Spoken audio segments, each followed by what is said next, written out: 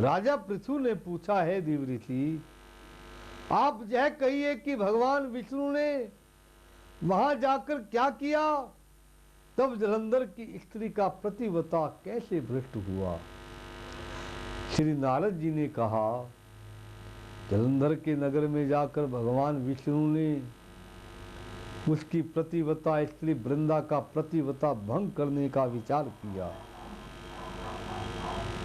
वह उसके नगर में एक उद्यान में जाकर ठहर गए और रात में उसे सपना दिया कि वह उनकी माया और अद्भुत कार्य पद्धति थी और उनकी माया द्वारा जलंधर की स्त्री प्रतिवता वृंदा ने रात में जब सपना देखा कि उसका पति नग्न होकर सिर पर तेल लगाए महिष पर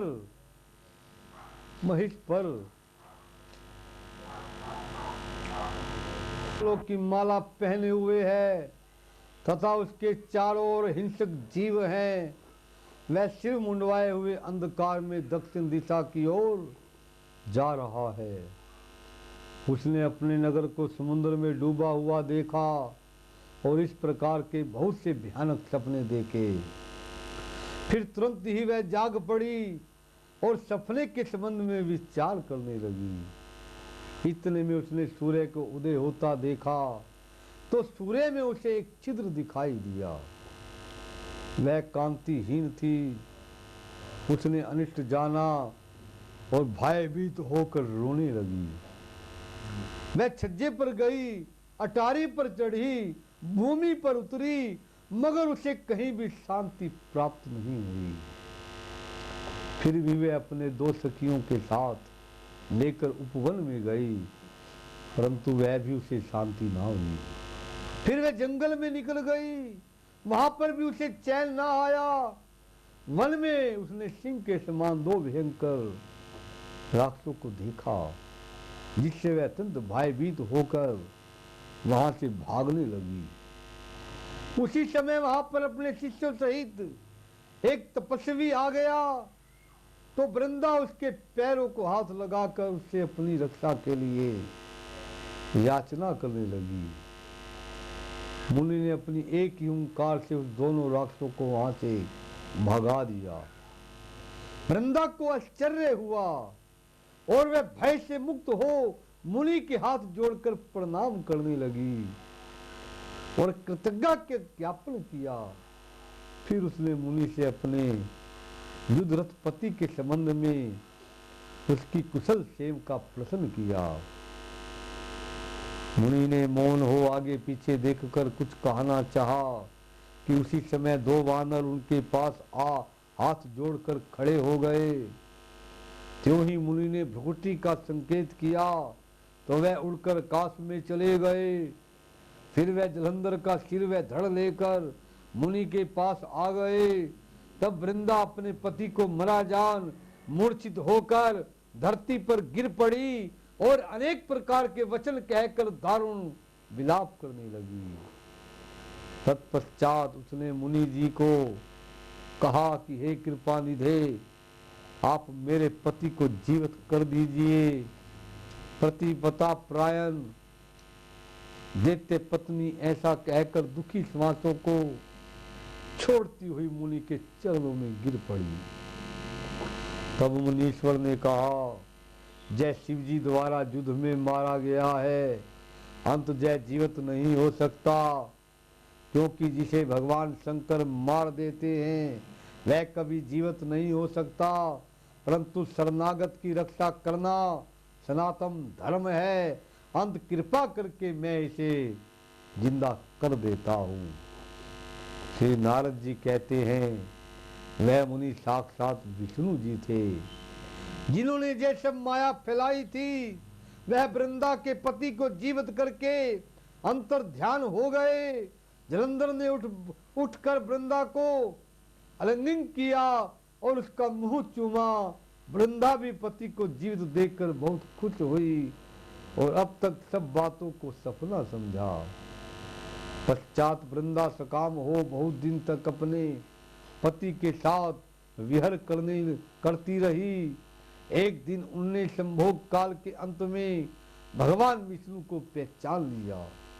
तब वह उन्हें प्रणित करती हुई बोली, है पर स्त्री गमन करने वाले विष्णु, तुम्हारे सिर को धिक्कार है। मैंने जान लिया है कि वह मायावी तपस्वी तुम ही थे।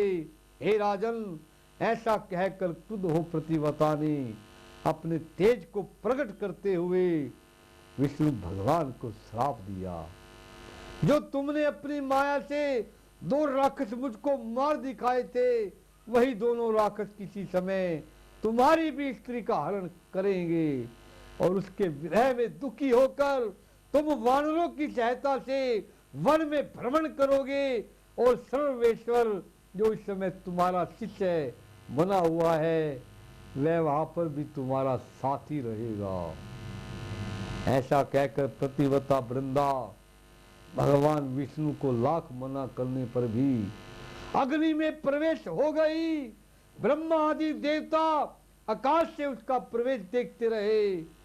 वृंदा का शरीर का तेज श्री पार्वती जी के शरीर में चला गया और आकाश में जय जयकार होने लगी। प्रतिवता धर्म के प्रभाव से वृंदा मुक्त हुई। कथा का कार्तिक मास की कथा का 20वां अध्याय। श्रीमन नारायण नारायण नारायण, लक्ष्मी नारायण नारायण नारायण, पापी तारायण तारायण तारायण, बद्री नारायण नारायण नारायण।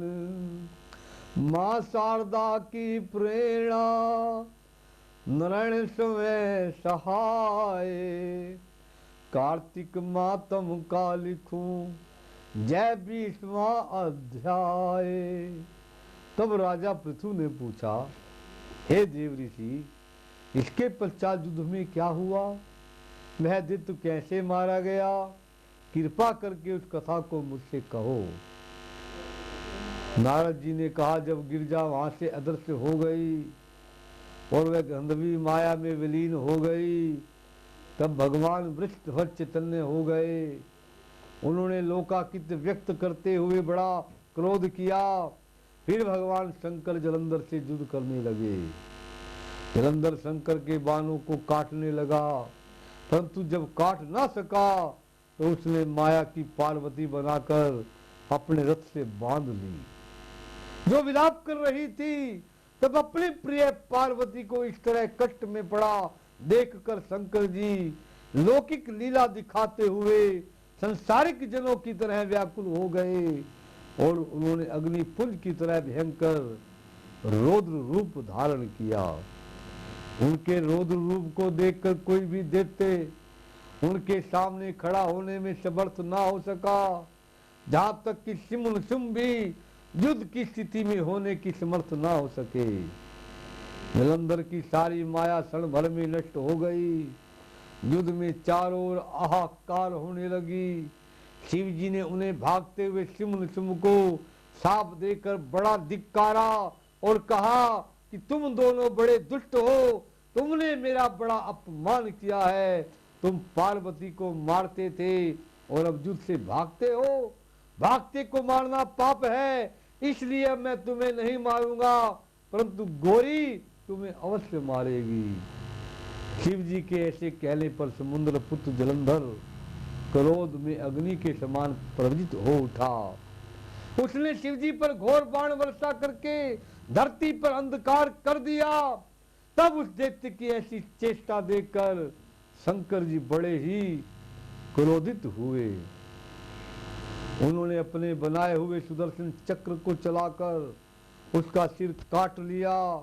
एक प्रचंड शब्द के साथ उसका सिर धरती पर पड़ा और भयंकर हाहाकार होने लगा। उज्जवल पर्वत के समान के शरीर के 2 खंड हो गए। उसके रुधिर से संग्राम भूमि व्याप्त हो गई। सारी धरती विल हो गई। शिवजी की आज्ञा से उसका रक्त मास महासोरस में जाकर रक्त कुंड हो गया तथा उसके शरीर का तेज निकलकर शंकर जी के शरीर में वैसे ही प्रवेश कर गया जैसे कि वृंदा का तेज गौरी के शरीर में प्रवेश हुआ था। जलंधर को मरा हुआ देखकर देवता गंधर्व सब प्रसन्न हुए। कार्तिक मास की कथा का 21वां अध्याय। श्रीमन नारायण नारायण नारायण, लक्ष्मी नारायण नारायण नारायण, पापी तारायण तारायण तारायण, बदरी नारायण नारायण नारायण। लिखने लगा हूँ श्री हरि के चरणों में शीश निवाए, कार्तिक मातम को बने यह 21वां अध्याय। अब ब्रह्मा आदि देवताओं ने नतमस्तक होकर शंकर जी की बड़ी स्तुति की और कहा, हे प्रभु, आप प्रगति से परे पार ब्रह्म और परमेश्वर हैं। आप निर्गुण निर्वाकार व सबके ईश्वर होकर भी नित्य अनेक प्रकार के कर्मों को करते हैं। है शंकर जी, हम ब्रह्मा आदि सब देवता आपके दास हैं। है देवेश, है शिव जी, आप प्रसन्न होकर हमारी रक्षा कीजिए। हे नाथ, हम आपकी प्रजा हैं तथा हम सदा आपकी शरण में रहते हैं। राजा पृथु ने नारद जी से कहा, जब इस प्रकार ब्रह्मा आदि सब देवताओं और मुनियों ने शिव जी को अनेक प्रकार से स्तुति करके उनके चरण कमलों का ध्यान किया, तब उसने सुन देवताओं को वर देकर शिव जी वहां से अंतर ध्यान हो गए। तत्पश्चात शिव जी का जस गाते हुए सब देवता प्रसन्न होकर अपने अपने स्थान को चले गए। महेश व्याख्यान से जलंधर का युद्ध चरित्र बड़ा ही पुण्यप्रद और सब पापों का नाश करने वाला है, जय सब सुखदायक है। और महेश का आनंददायक, जो इन दोनों आख्यानों को पढ़ेगा और सुनेगा वह सुखों को भोग कर अंत में अमर पद को प्राप्त होगा। 22वां अध्याय।